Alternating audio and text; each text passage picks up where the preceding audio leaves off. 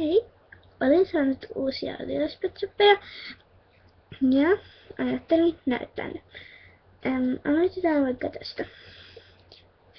Tämmönen ihana valas, koska sillä on reikä tuolla selässä. Tää oli niin söpö, että mun oli ihan pakko ottaa tää. Tää oli niin söötti. Sitten tämmönen ihana koira.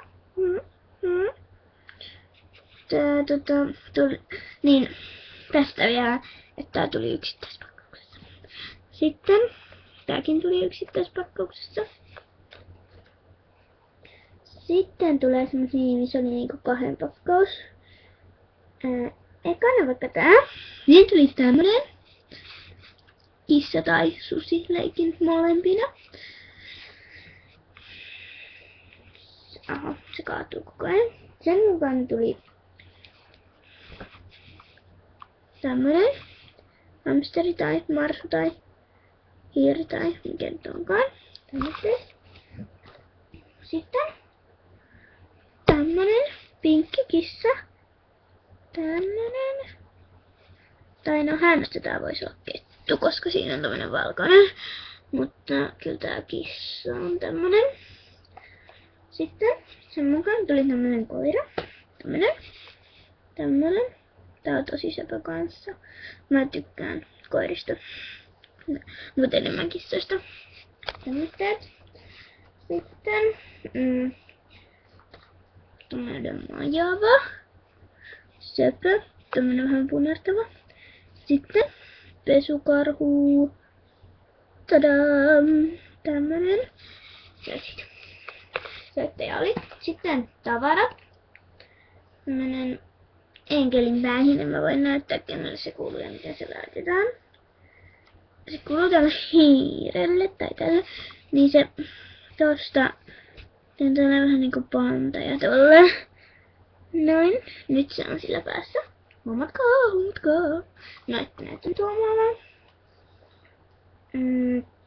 Sitten tämmöset sarvet tai tämmöset. Jotkut erikoiset kuitenkin. Ja ne taas kuuluvat sen kanssa samassa pakkauksessa tulevalle tälle. Ne laitetaan näin, noin. Nyt ne on tuossa sillä päässä. Noin.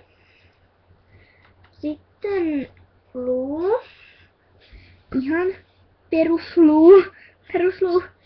Niin sanottu. Sitten tämmönen hattu. Tää laitetaan niinku, tossa on tämmönen kuminauha. Että se niinku laitetaan sen avulla. Tälle majavalle, mutta se laite se kestää aina niin hirveästi, että mä en viitti laittaa sitä nytten. Sitten mä ainakin leikin, että tämä on saippua. Tämmönen saippua ihan harvoinen. Sitten frisbee, keltainen.